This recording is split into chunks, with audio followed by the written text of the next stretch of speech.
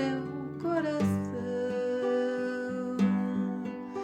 Eu sei que tu vives na glória, abençoa meus passos, ilumina meu chão, oh, oh Mestre, como sou tão pequeno, eu quero compreender meu Senhor. Olá, queridos companheiros, uma alegria estar aqui. Agradeço muito essa oportunidade, né, de podermos estar juntos novamente. E hoje nós vamos, nesse momento, nós vamos falar das comemorações juninas. Mas antes vamos fazer uma ligação com os nossos mentores, esses amigos queridos tão presentes em nossas vidas. Vamos agradecendo muito a eles e vamos nos ligando a Jesus, o nosso Mestre querido, pedindo a Ele que nos envolva em sua luz, em seu amor e que permaneça conosco, que assim seja. Então vamos. Hoje nós vamos falar da história dos santos juninos. Então, como nós já sabemos, junho é o mês das festas, das comidinhas, das brincadeiras típicas, né? Das comidinhas gostosas. Tá, mas é mais que isso, né, gente? É quando nós celebramos os três santos, Santo Antônio, São João e São Pedro, né? Então, hoje nós vamos falar um pouquinho de cada um, mas hoje nós vamos falar de Santo Antônio, porque já está aí a data de Santo Antônio, dia 13, né? Então, nós vamos falar de Santo Antônio. Bom, quem foi Santo Antônio, né? Santo Antônio tinha como nome de nascença Fernando Antônio Bulhões. E ele nasceu em Lisboa, portanto, Portugal, em 15 de agosto de 1195. Ele nasceu de uma família rica e ele era filho único. O pai dele era um oficial do exército, bem rígido, né? O pai dele queria as coisas do jeito dele. E daí, desde muito criança, Antônio gostava muito de estudar, mas também ele gostava de orar. Então, todo o tempinho que ele tinha, ele se recolhia lá no cantinho dele e ficava orando. Então, ele era uma criança diferente, né? Isso não agradava muito o pai, especialmente o pai. Aí, foi passando o tempo, foi passando a infância dele assim, até que ele chega aos 19 anos. E quando ele chega aos 19 anos, ele mesmo procura e entra para o mosteiro de São Vicente de Santo Agostinho, né? Era o lugar que ele queria estudar, que ele queria aprofundar os estudos dele, né? Contra a vontade do pai, é claro, né? E lá ele ficou morando por 2 anos, né? Só estudando. E era um lugar que ele adorava muito, porque tinha uma biblioteca imensa. E claro, era tudo que ele queria, né? Era onde ele podia avançar na história do estudo dele e para as orações dele, imagino, né? Mas um dia ele foi transferido para Coimbra, que era e é, né, um centro de estudo muito importante. E lá ele ficou estudando por 10 anos.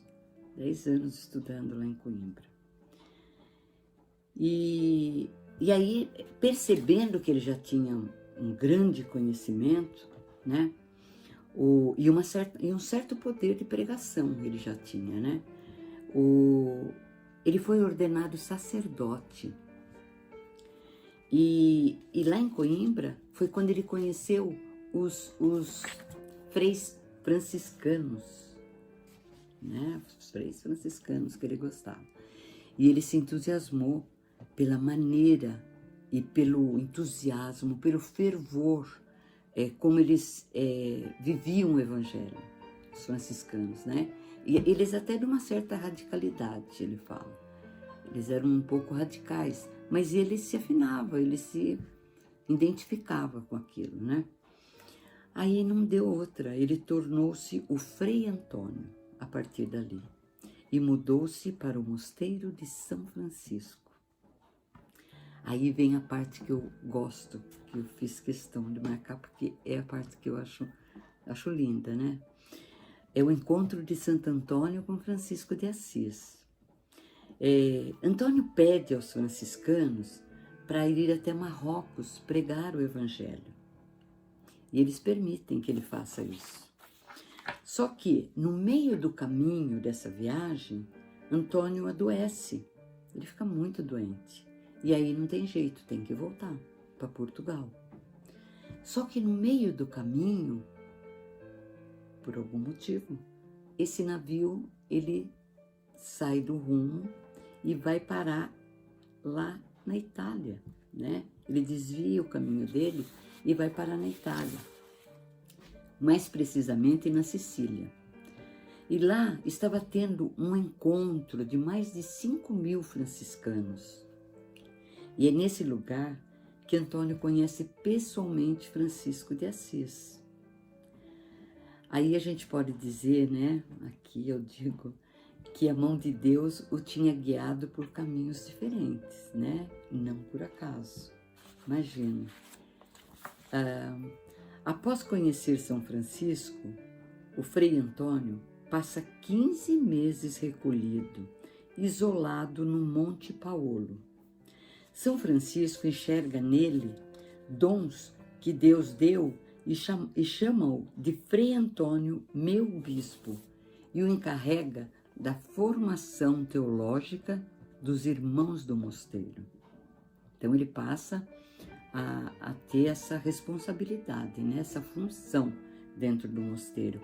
Ele ia treinar, dar aula, ensinar os freis, né? E São Francisco incumbiu de ensinar e preparar os alunos a pregar. Eles acompanhavam Antônio nas pregações, que às vezes juntavam milhares de pessoas para ouvi-lo. Aí, após a morte de São Francisco, ele foi enviado a Roma para apresentar ao Papa a regra da Ordem de São Francisco. Isso era uma coisa muito importante, né? Era uma incumbência muito importante para Francisco. Então, aí São Francisco desencarna em 3/10/1226. Portanto, 5 anos depois, São Francisco desencarna, né? E Santo Antônio desencarna em Pádua, na Itália, em 13/6/1231. É o que eu falei aqui. Portanto, 5 anos após, Francisco de Assis, aos 36 anos, né? O Santo Antônio desencarna aos 30 e Francisco de Assis aos 36 anos. E nesse tempo, né, relativamente curto que ele esteve na Terra, a gente vê as conquistas que ele teve, né? Não foram poucas em tão pouco tempo, né? Então eu acho que a lição que Antônio nos deixa é de dedicação, de determinação, né? Acreditar sempre que é possível alcançar os nossos propósitos e que ele possa nos inspirar, né? Que ele possa nos dar esse entusiasmo, esse estímulo, né? Para que a gente também vá em busca daquilo que a gente acredita, daquilo que a gente quer fazer, daquilo que vai ser bom, que vai nos ajudar a melhorar. Eu acho que é um estímulo maravilhoso que ele nos deixa, né? A gente pode se inspirar em em Antônio, Francisco também. A gente pode se inspirar em Antônio, porque ele foi um espírito marcante, um espírito que deixou exemplos maravilhosos pra gente, né? Bom, então é isso, gente. É o que dava para falar de Santo Antônio agora. E a gente, na próxima semana ou na próxima vez, a gente dá continuidade falando dos outros 2 santos juninos, tá bom? Então eu agradeço muito, agradeço de novo essa oportunidade maravilhosa de estar aqui e nós vamos assim nos despedindo, pensando, refletindo sobre essa vida, essa trajetória do Antônio, né? Tão bonita, tão determinante.